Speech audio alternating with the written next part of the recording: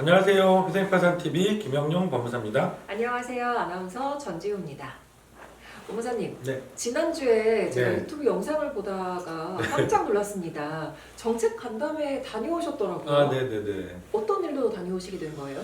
민주당에서 연락이 오셔가지고 그 채무자 보호 3법 개정안을 준비하고 계신데 정책 간담회에 참석을 해달라 전문가 패널로 이렇게 연락이 오셔서 다녀왔어요. 법률구조공단에서 진행을 했었고요.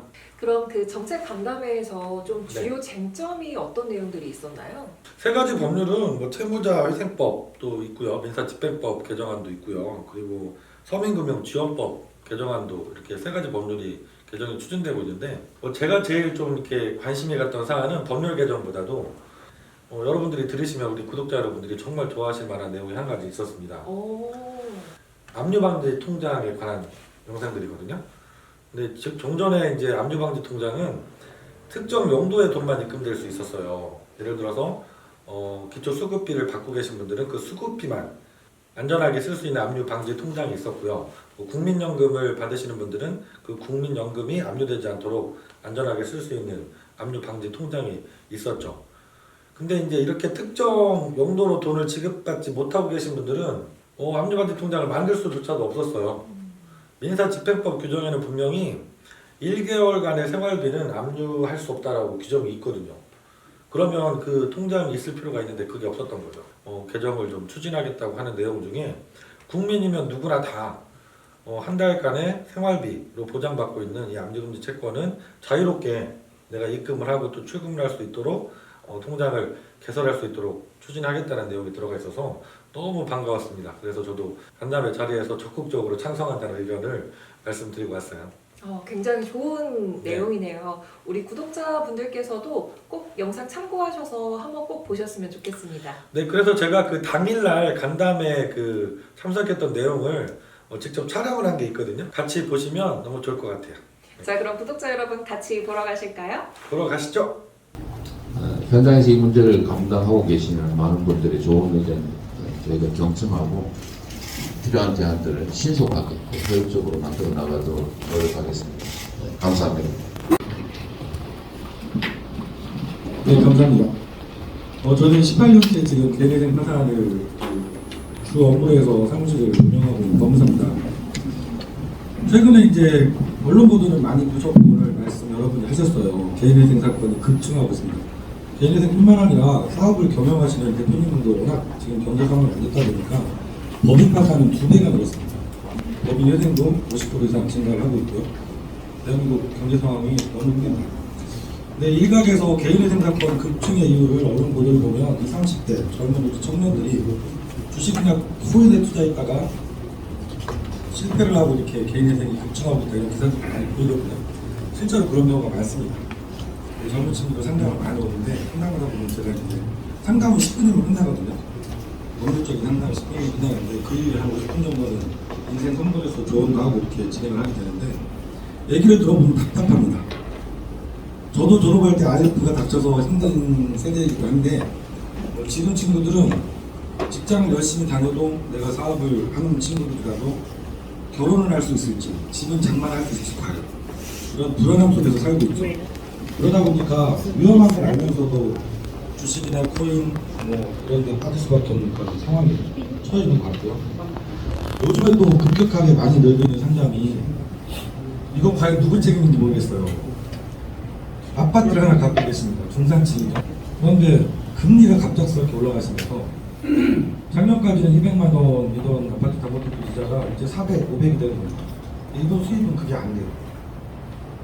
그래서 제가 상담하다가 이거 처분만 하시면 빚이 다 정리되는데 가격을 좀 낮춰서라도 내놔보시죠 이렇게 상담하고 돌려보내는 분들이 많거든요. 근데 그분들이 한 달 있다 다시 오세요.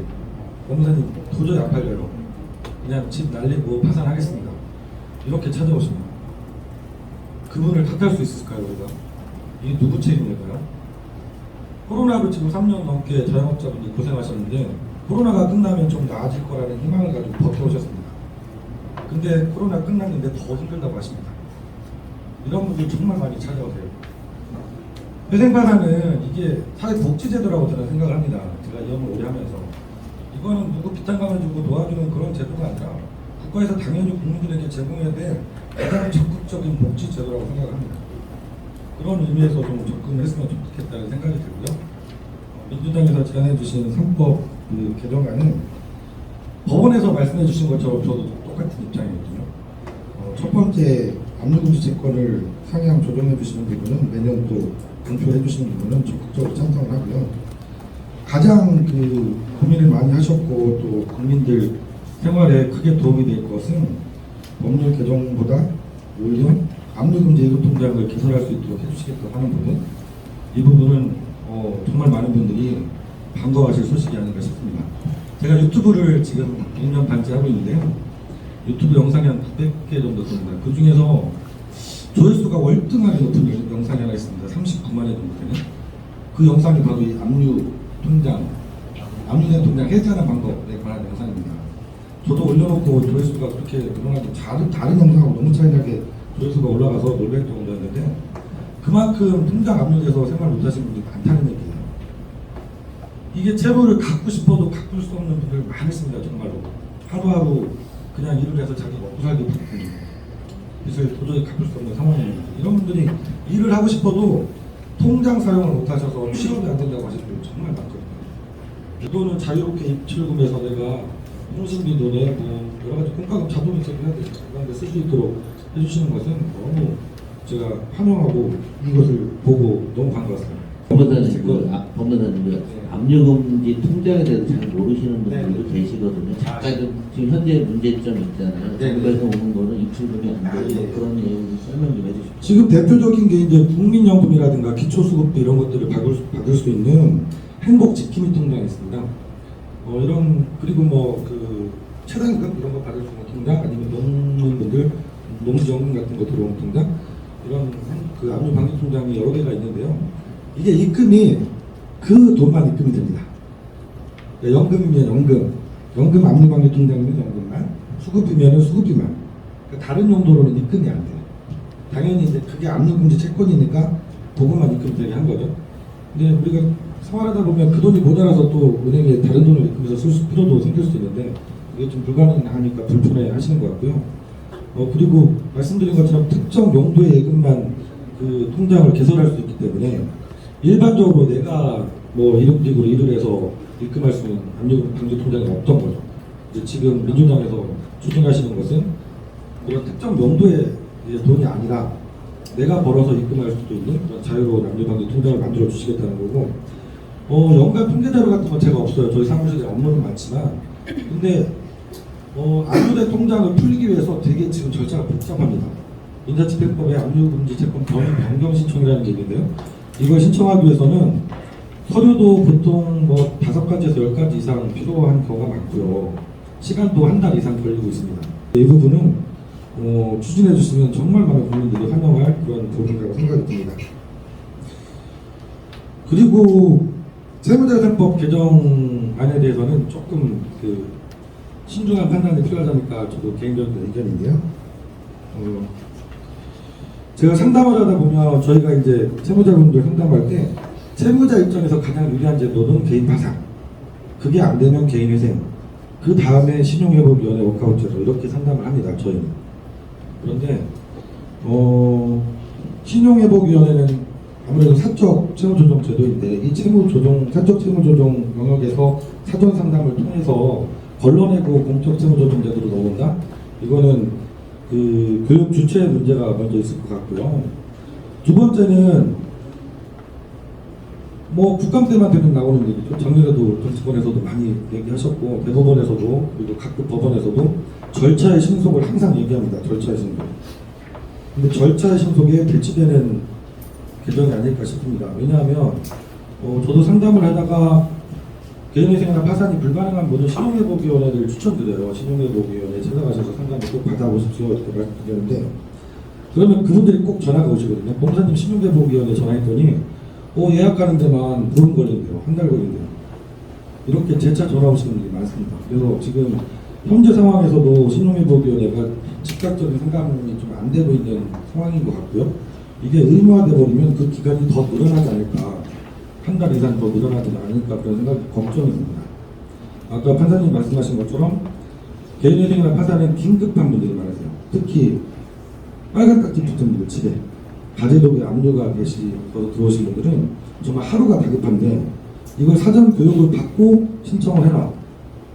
금지명령, 중지명령을 빨리 받아야 되는데 그래서 압류딱지 경매되는 걸 막아야 되는데 이거는 그분들한테는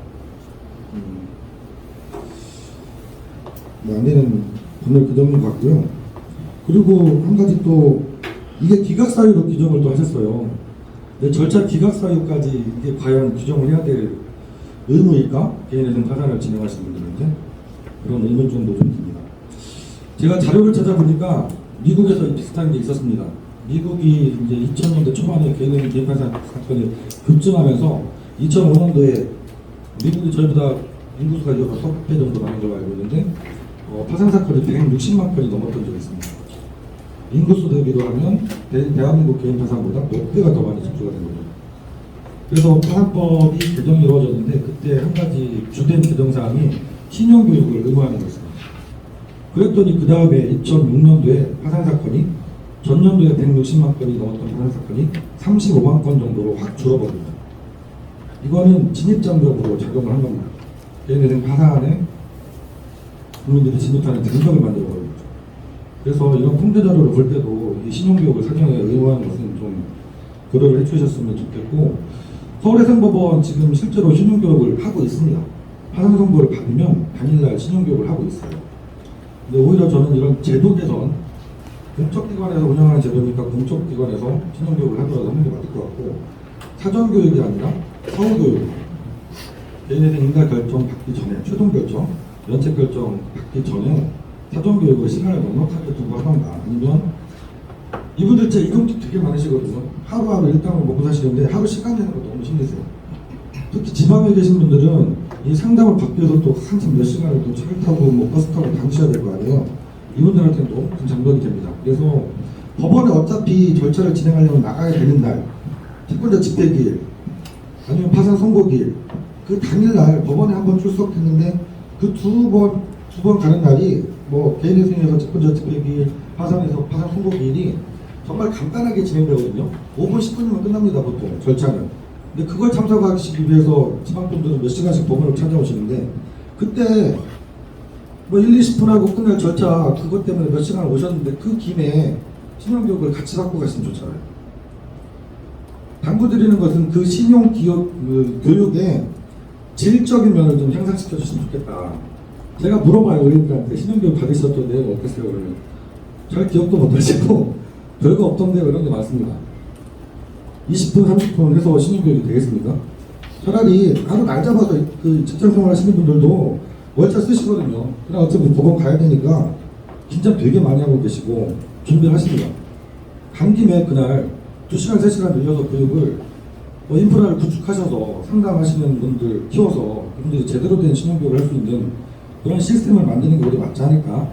이 진입장벽이 될 수 있는 사전 신용교육 의무화는 맞지 않은 것 같습니다. 이렇게 두 가지 말씀을 드려보도록 하겠습니다. 감사합니다. 네, 감사합니다.